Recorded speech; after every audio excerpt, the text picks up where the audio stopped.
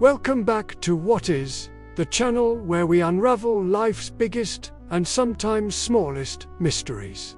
Today, we're tackling something that might seem deceptively simple, something many of us interact with daily, yet rarely stop to ponder its true nature. Get ready, because we're asking, what is a mouse? Now, before you scoff and say, easy, it's that furry little creature that steals my snacks. Or, it's the thing I click to open this video. Hold on a minute. Because mouse is one of those wonderfully ambiguous words that refers to two vastly different, yet equally impactful, entities, and we're going to explore both. Let's start with the original mouse, Mus musculus, the common house mouse. These tiny mammalians, typically weighing less than an ounce, are practically everywhere. From your attic to the deepest scientific labs. Yes, lab mice are a whole other story of tiny heroes. They've recolonized the globe with impressive success. What makes a mouse a mouse? Well, besides their impressive ability to navigate tight spaces and chew through seemingly anything, they possess several key features. Small, rounded ears, a pointed snout, and of course, that distinctively long, sparsely haired tail, often longer than their own body. It's not just for show.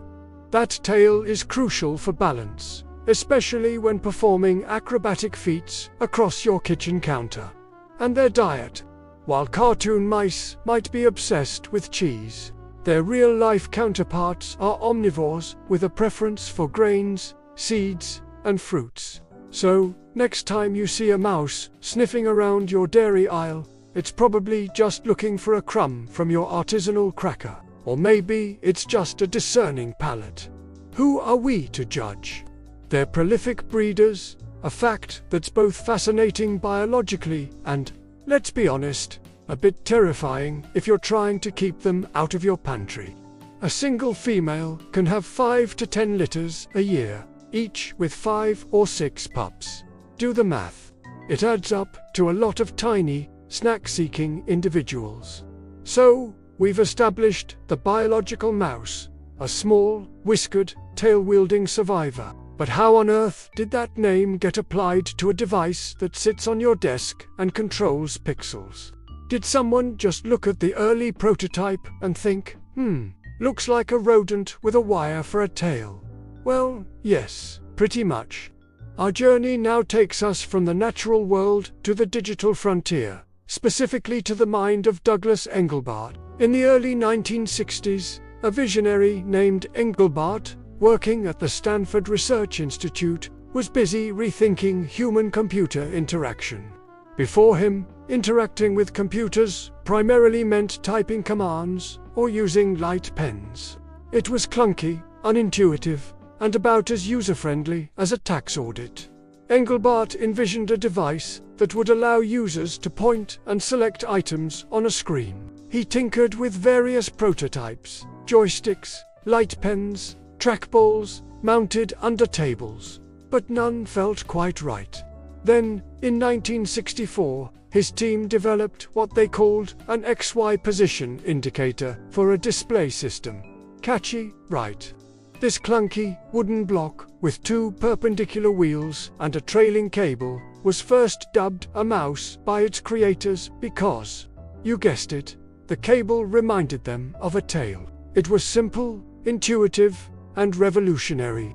It wouldn't be until 1968, during Engelbart's legendary mother of all demos, that the world got its first public glimpse of this paradigm-shifting device.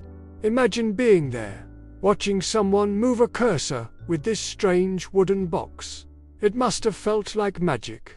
Or maybe just slightly less tedious than punching cards.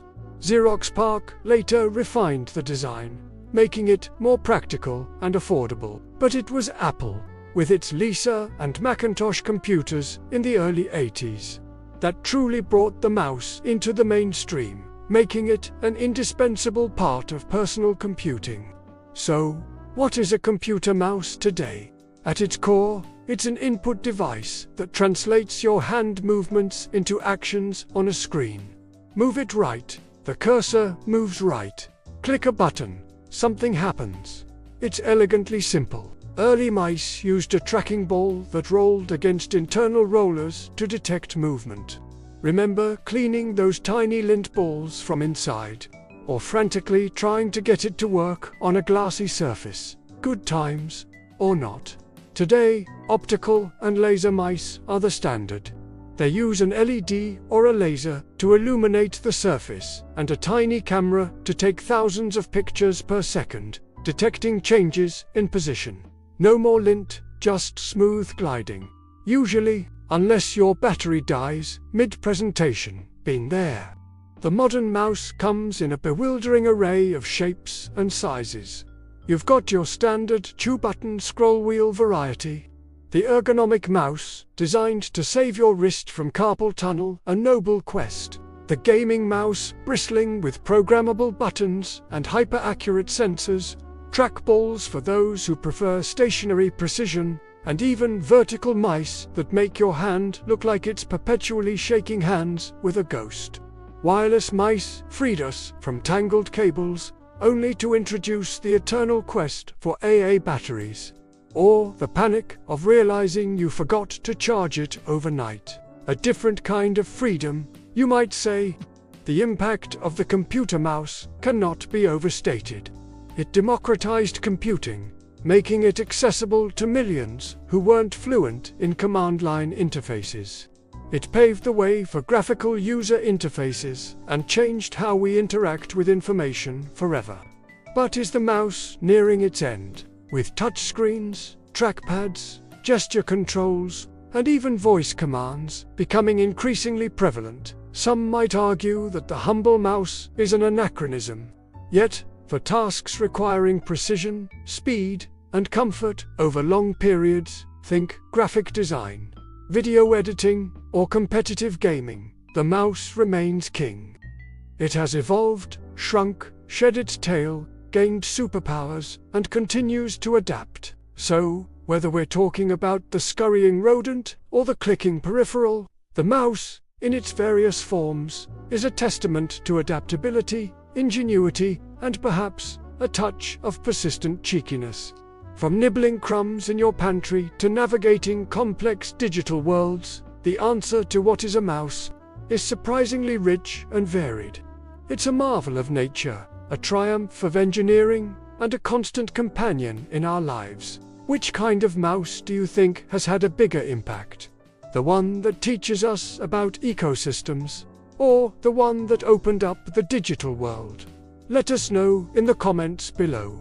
And if you enjoyed this deep dive into the dual nature of the mouse, don't forget to like this video, subscribe to What Is for more fascinating explorations, and ring that notification bell so you don't miss our next adventure.